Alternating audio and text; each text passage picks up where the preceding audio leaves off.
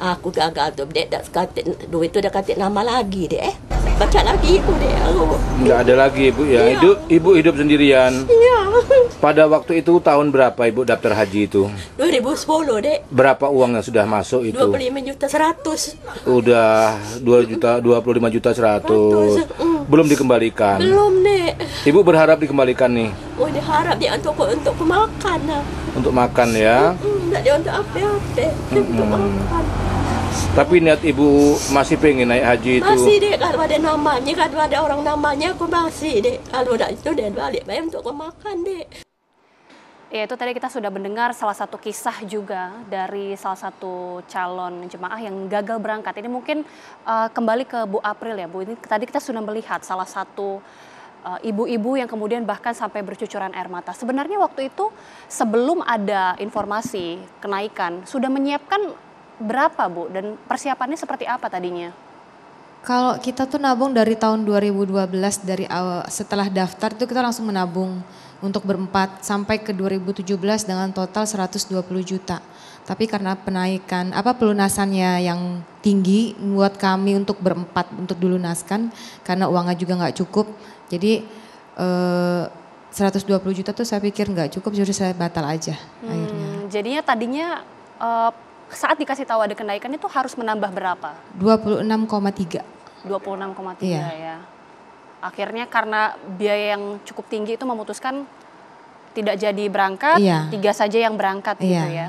Oke, terima kasih Ibu April. Iya. Tapi apakah mungkin masih ada harapan sejauh ini, Bu, keinginan dari Ibu April sendiri, atau memang ya sudahlah, sudah direlakan saja dan mau diambil saja uangnya?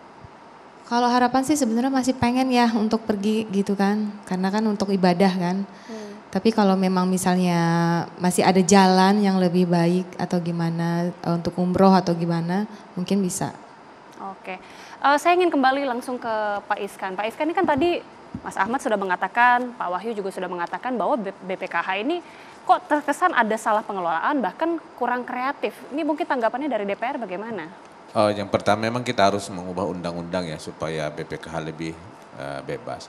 Memang saya lihat ini BPKH ini juga seperti tersandra ya, karena 70% anggaran itu yang dari 157 triliun ya, itu berbentuk surat utang jangka panjang 10 tahun gitu. Itu kan nanti ketika dia melakukan investasi langsung atau investasi emas, kan nggak bisa dia tarik gitu. Nah, kemarin juga ada selentingan juga, bahkan ketika BPKH mengambil uang 5 triliun untuk melakukan investasi langsung, baru mengambil, sudah ditelepon katanya oleh OJK. Karena jangan mengambil uang mendadak begitu, nanti bisa bank syariah ini bank syariah ini goyang gitu ya. Karena uang di bank syariah itu juga kan berputar juga. Tapi ini kan alangkah tidak adilnya gitu, kalau pemerintah, Bank Indonesia dan Menteri Keuangan kan dia banyak sisi lain, dia bisa bikin surat utang negara lain, dan dia mencetak uang segala macam. Janganlah uang jemaah haji itu ditahan-tahan untuk investasi langsung, karena itu menguntungkan jemaah haji. Kalau dia hanya sekitar 6% aja di Bank Indonesia di sukuk itu keuntungannya, kan akan jemaah haji nanti seperti ibu ini nggak jadi berangkat ya. Terus dia kalau diambil uangnya dia nggak dapat untung. Terus gimana dong keadilan itu kan gitu kan. Maka kan PKS itu dari awal ini memang sangat kritis gitu, karena kita kan harus membela keumatan gitu ya. Ibu ini nggak jadi berangkat, dia ambil uangnya 25 juta. Kalau bisa ibu jangan ambil, Bu, karena ibu nanti nggak dapat keuntungan. Sabar dulu, mungkin dapat uang nanti pas tahun depan, tahun berikutnya baru berangkat lagi ya. Maka itu yang saya dulu tegas, supaya sistem virtual akunnya itu yang sempurna. Jadi setiap bulan itu jamaah itu dapat keuntungan itu. Jadi tidak dioper-operin. Ini kan keuntungannya gini. Jamaah aja punya keuntungan, tapi dimasukin ke satu ember besar gitu kan.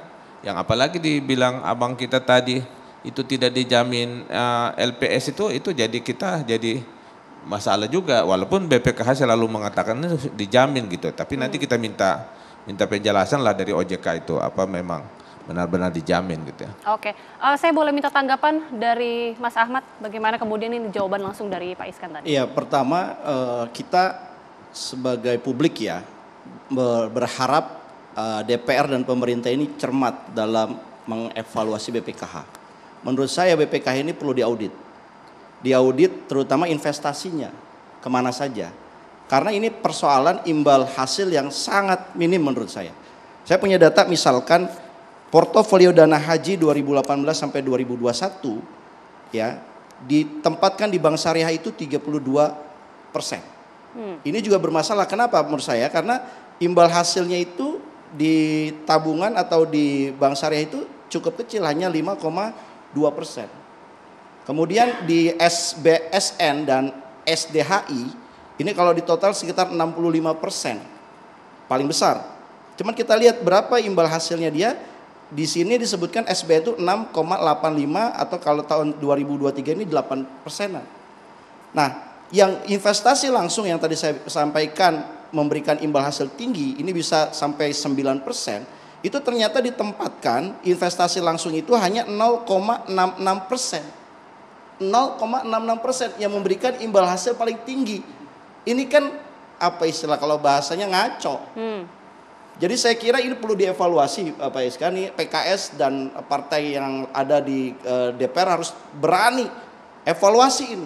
Kalau ceritanya kayak begini, ya kepala dan anggota serta pengawas BPKH nggak layak menikmati gaji yang setara dengan pengelola jasa keuangan. Karena ini menurut saya sangat tidak pas ya untuk sebuah badan pengelola dana haji. Malaysia, saya yang sebutkan, mereka investasi Malaysia itu cerdas. Bahkan ada yang ke sawit dan investasinya di sawit di Indonesia. Saya punya datanya, mereka berinvestasi hampir 28.000 hektar karena harga sawit lagi tinggi.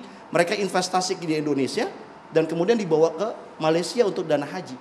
Nah, dana haji kita nggak ada investasi ke sawit. Tidak ada investasi ke properti di Mekah dan Madinah. Padahal Mekah dan Madinah kalau jamaah umroh kita saja itu 1 juta orang per tahun. Kalau kita bangun properti di Mekah dan Madinah untuk hotel BPKH ini, dibangun hotel terus jamaah haji tinggalnya di situ, itu bagi hasilnya lebih dari 10%. Malaysia juga melakukan investasi selain dari properti dan juga sawit, mereka juga investasi di maskapainya. Nah, di kita ini kan begini Pak, nanti saya mengomentari dari asosiasi, biaya haji itu bisa kok turun. Dan terbukti tahun 2023 ini turun dibandingkan tahun 2020 karena biaya masyairnya turun drastis. Ya, kalau di angka BPH-nya turun 500.000. Jadi kita membayangkan sebagai publik harga BP ini harusnya turun lagi. Bagaimana cara turun? Saya punya rekomendasinya. Pertama, biaya operasional terbesar 33% dari biaya haji ini ada biaya maskapai. Nah, kenapa nggak BPIH investasi di sukuk maskapai supaya ada return juga? Satu, yang kedua, biaya terbesar juga adalah di selisih kurs dari rupiah ke dolar, dolar ke real. Nah, ini kan bisa kerjasama dengan BI. BI punya lindung nilai kursnya. Bagaimana tidak tiap tahun naik, tapi dilindung nilai. Kerjasamalah BPKH dengan Bank Indonesia. Banyak langkah yang kreatif yang bisa dilakukan. Mungkin ini bukan BPKH ya, tapi Dirjen Haji karena operasional dari Haji. Ini bisa dilakukan, tetapi tidak dilakukan. Dan sayangnya DPR tidak menampar Kemenak dan juga menampar BPKH. Padahal banyak hal yang bisa kita kritisi gitu dalam rangka menekan biaya operasional dari haji di Indonesia. Oke, gimana tanggapannya Pak Iskan? DPR nih kok terkesan tidak menampar gitu ya Pak? Kalau PKS itu jelas di sikapnya. Bahkan kemarin kan kita menolak ya kan. Jadi kita sudah punya hitung-hitungan itu semua dan kita semua hampir semua yang kita jalan keluar itu ada sebetulnya hitungannya. Bahkan kita punya BPIH dan BP sandingan seperti APBN pembanding gitu ya. Tapi kan kalau Menteri Agama selalu mengatakan ini waktu sangat mepet begitu kan. Memang sengaja dibuat mepet begitu kan. Jadi memang ke depan itu harus ada perubahan undang-undang ya. Terus yang kedua, ini memang dipaksa nanti BPKH dan itu untuk membuat roadmap ke depannya tentang haji itu. Jadi menurut saya kalau memperbaiki haji harus roadmapnya itu yang menyeluruh gitu. Bagaimana cara penyiapan dia perumahan di sana harus lebih murah, pengelolaan dananya bagaimana. Kemudian juga ke depan negara harus memberikan modal awal bagi BPKH. Kan aneh ini, BPKH ini kan membantu negara untuk pelaksanaan haji. Tapi dia tidak punya modal awal gitu. Jadi begitu tidak ada modal awal, terus nggak bisa dihitung dia untung atau tidak, ya kan? Dan kalau dia punya modal awal kan tidak logis juga kalau biaya untuk pengelola haji BPKH itu diambil dari dana maslahat atau dana keuntungan dari jemaah haji, kan nggak etis gitu. Makanya dia saya bilang nanti harus dia punya modal awal, katakanlah kasih modal awal 30 triliun. Nanti ke depannya supaya tidak ada lagi kita menyiapkan dana harus ditahan dua kali pergi haji, itu kan besar sekitar 38 triliun. Jadi nggak bebas dia berinvestasi gitu. Jadi saya lihat memang ini konsepnya bagus ya di dalam undang-undang. Dia boleh investasi 30%, bahkan ada boleh dia investasi di emas dan lain-lain, di saham gitu ya. Tapi kita lihat tidak jalan karena memang uangnya sudah ditahan oleh Menteri Keuangan gitu ya.